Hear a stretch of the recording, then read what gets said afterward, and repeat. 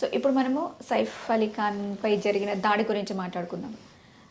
ఇది నిజంగా అంటే చాలా యాంగిల్స్ కనిపిస్తున్నాయి. ఆ ఇంట్లో పని వాళ్ళతో ఎవరో చేయించారని, లేకపోతే ఆ పని మనిషి కార్ డ్రైవర్ కలిసి చేశారని, అంటే వాళ్ళకి జరుగుతున్న గొడవలో ఈయన ఇన్వాల్వ్ అవడం వల్ల చేశారని, లేదు కొంత బాలీవుడ్ స్టార్స్కి గత కొన్ని రోజులుగా వస్తున్నటువంటి ఆ బెదిరింపు కానివ్వండి, ఎందుకంటే సల్మాన్ ఖాన్కి సంబంధించి కూడా ఒక ఇష్యూ అయింది, లేదో ఒకటి జరుగుతూనే ఉంది, ఆయనకి క్లోజ్ ఫ్రెండ్ అయినటువంటి ఒక మనిషిని కూడా కిల్ చేశారు అని. సో ఎవరు కారణమై ఉంటారు ఈ దాడి వెనుక?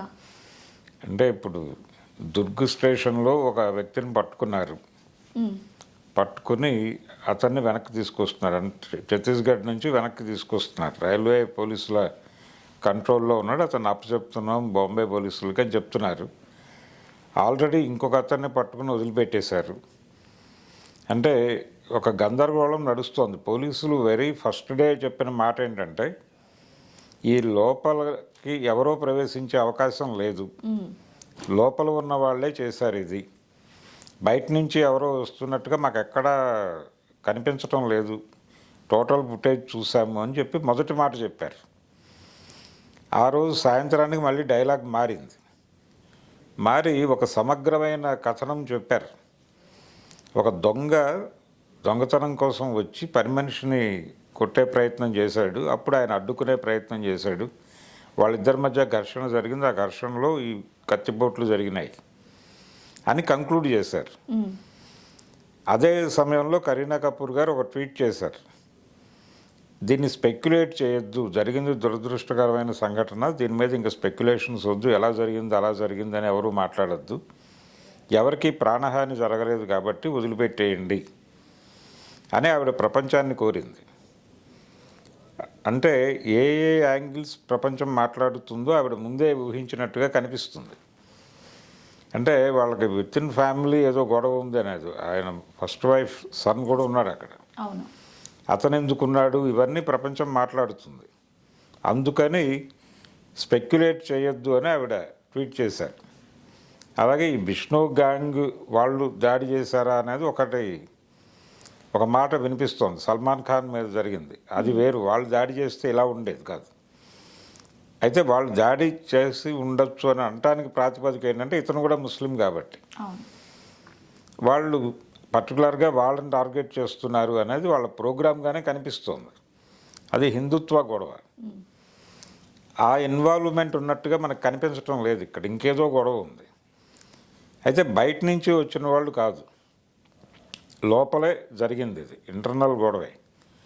ఇప్పుడు ఆ పని మనిషితో ట్రావెల్ అవుతున్నవాడే చేశాడు అనేది ఒక మేరకు అర్థమవటానికి కారణం, ఒక చిన్న కత్తిఘాటు ఉంది అంతే తన చేతి మీద, ఒక చిన్న బ్యాండ్ వేసుకుని ఉంది. ఈయనేమో తీవ్రమైన కత్తిపోట్లకు గురై హాస్పిటలైజ్ అయ్యాడు. కాబట్టి రెండోది ఇంకొక మాట వినిపించింది, ₹1 డిమాండ్ చేశాడు అతను అని. అప్పుడు తర్వాత ఈ వచ్చిన అతను ఇంట్లో ఉన్న నగలు ఇవి అపహరించడం కోసం వచ్చారని మళ్ళీ ఒక క్లారిటీ ఇచ్చింది ఆవిడ, కరీనా కపూర్ గారు. ఇచ్చి ఏవీ పోలేదు, అన్నీ సేఫ్గానే ఉన్నాయి అనేది ఆవిడే చెప్పారు. అంటే డైల్యూట్ చేసే ప్రయత్నం జరుగుతోంది ఆవిడ వైపు నుంచి, అంటే ఫ్యామిలీ వైపు నుంచి కేసును డైల్యూట్ చేసే ప్రయత్నం కాన్షియస్గా జరుగుతోంది. అంటే వాళ్ళ ఇంట్లో బయటకి చెప్పుకోలేని గొడవ ఏదో ఉంది, ఆ గొడవ వలన ఈ దాడి జరిగింది. ఈ దాడి జరగటము, ఈ గొడవ బయట ప్రపంచం ముందు పెట్టడానికి వాళ్ళు ఇష్టంగా లేరు. అది ఆల్రెడీ పోలీసులు కూడా కన్విన్స్ చేసి ఉంటారు.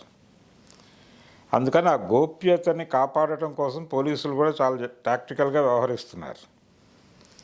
నాకు ఆ మొదటి వ్యక్తిని చూసినప్పుడు, వాళ్ళ ఫోటో బయటకి రిలీజ్ చేసినప్పుడు అతను సీసీ కెమెరా వైపు చూస్తున్నట్టుగా ఉంది ఆ ఫోటో. మెట్లు దిగుతున్న వీడియో ఒకటి, మెట్లు ఎక్కుతున్న వీడియో ఒకటి పెట్టారు వాళ్ళు, అలాగే సీసీ కెమెరా వైపు చూస్తున్న ఫోటో ఒకటి బయటకు వదిలారు. అలా ఎలా ఉంటాడు అతను అంత తెలిసి అని అనిపిస్తుంది చూసిన వాళ్ళకి. కొంత గందరగోళం ఉంది. అంటే జనరల్గా పోలీసులు ఇలాంటి కేసుల్లో ఏం చేస్తారంటే, ఎవరో క్రైమ్ చేస్తారు, ఎవరో క్రైమ్ చేసిన దాన్ని బయటకు చెప్పుకోలేని పరిస్థితుల్లో దాన్ని అలా హోల్డ్ చేసి ఇంకెవరి మీదో వేస్తారు. అంటే ఇప్పుడు హాస్పిటలైజ్ అయ్యాడు ఆయన, కాబట్టి పొడిచింది ఎవరు అనే ప్రశ్నకు ఒక సమాధానం ఇవ్వాలి. ఆ సమాధానం ఇవ్వడం కోసం ఎవరో ఒకళ్ళని పట్టుకొచ్చి ఆ ప్లేస్లో పెడతారు. పెట్టేసి ప్రపంచం దృష్టిలో కేసును క్లోజ్ చేసేసి ఇంటర్నల్గా వాళ్ళ గొడవలు వాళ్ళు సాల్వ్ చేసుకుంటారు. పెద్ద ఫ్యామిలీస్లో ఇది జరుగుతుంది సహజంగా.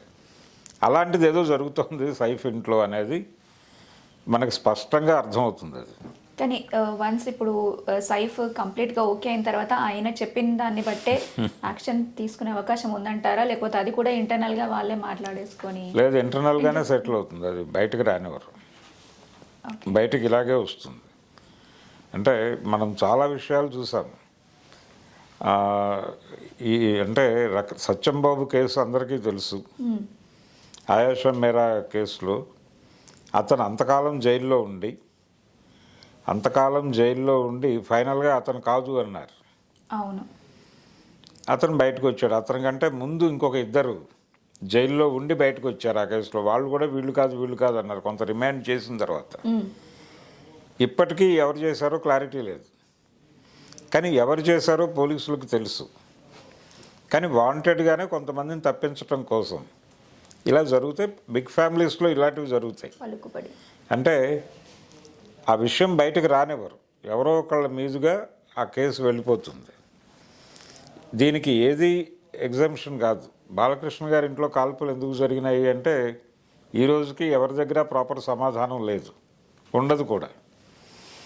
ఇలాంటి కేసు చూపించినట్టు అంటే మీరు ఎవరో దొరికిన వాళ్ళని అలా అక్కడ పెట్టేసి నేనే చేశానని ఒప్పించి, అంటే ఒప్పందం కేసులు అంటారు వీటిని. ఒప్పందం కేసులు అనే పేరుతో జైళ్ళల్లో కొంతమంది ఉంటారు. అంటే వాళ్ళకి ముందే చెప్తారు తీసుకొచ్చి, నువ్వు ఈ కేసు ఒప్పుకో, దానికి సంబంధించి నీకు ఈ రెమ్యూనరేషన్ ఉంటుంది అని చెప్తారు. అంటే పెయిడ్ ఆర్టిస్టులు. వీళ్ళు కోర్టులో కూడా వీళ్ళు చెప్పిన పద్ధతిలోనే బిహేవ్ చేస్తారు. చేసి జైలుకి వెళ్ళిపోయిన తర్వాత వీళ్ళు ఈ కేసులో వచ్చారనేది లోపల ఇన్మేట్స్కి తెలుస్తుంది. వాళ్ళు వీళ్ళని చాలా చులకనగా చూస్తారు. అంటే నేను క్రైమ్ చేసి వచ్చాను, వీడు క్రైమ్ మేదేసుకుని వచ్చాడు, నాకంటే తక్కువ అనే అభిప్రాయంతో వీళ్ళ మీద వాళ్ళు కొంచెం దౌర్జన్యం చేస్తూ ఉంటారు. అదొక గొడవ ఉంటుంది వీళ్ళకి జైల్లో. కాబట్టి ఈ ఒప్పందం కేసుల వాళ్ళు చాలామంది చాలా జైళ్ళల్లో కనిపిస్తారు. ఇందులో మెజారిటీ అంటే చాలా ఇళ్లల్లో ఇల్లీగల్ అఫైర్స్ విషయంలో క్రైమ్ జరుగుతుంది. జరిగిన తర్వాత అదేదో సెటిల్మెంట్ చేసుకుంటారు.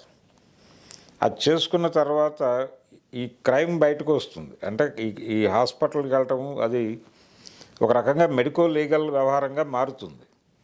ఎప్పుడైతే మెడికో లీగల్ వ్యవహారంగా మారిందో అక్కడ ఒక మనిషి అవసరం అవుతాడు వాళ్ళకి. అప్పుడు ఎవరో ఒకళ్ళని పట్టుకొస్తారు. దీన్ని ఇంకొక యాంగిల్లో ఒక సినిమాకి కథగా వాడాడు విజయబాపినేడు గారు.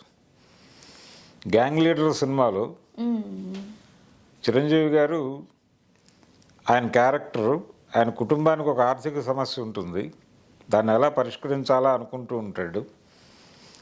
ఉండగా రోడ్డు మీద ఒక యాక్సిడెంట్ జరుగుతుంది. ఆ యాక్సిడెంట్ ఎవరు చేశారు అని చెప్పి ఆ వ్యక్తిని పట్టుకోవడానికి వెళ్తాడు ఈయన. వెడితే ఆ ఇంట్లో ఆ యాక్సిడెంట్ చేసినటువంటి వ్యక్తి తాలూకా ఫాదర్ ఎంతో బాధపడి, ఇలా మా అమ్మాయి ఈ కండిషన్లో ఉంది కాబట్టి తనని వేరే పంపించాలి, ఏం చేయాలో అర్థం కావట్లేదు నాకు, క్రైమ్ జరిగింది, నేను ఆ కుటుంబానికి నష్టపరిహారాలు అవన్నీ నేనే ఏర్పాటు చేస్తాను అని టోటల్ వ్యవహారంలో సింపతి చూపించి నాకు ఒక మనిషి కావాలి ఇప్పుడు అంటాడు.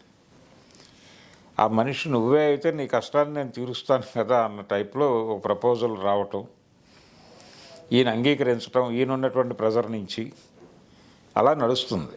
అది ఊరికనే పుట్టలేదు ఆ కథ, దానికి ఇలాంటి పునాదులు ఉన్నాయి. రీసెంట్గా కూడా ఒక వేరే లాంగ్వేజ్లో మూవీ వచ్చింది దీనిపైనే.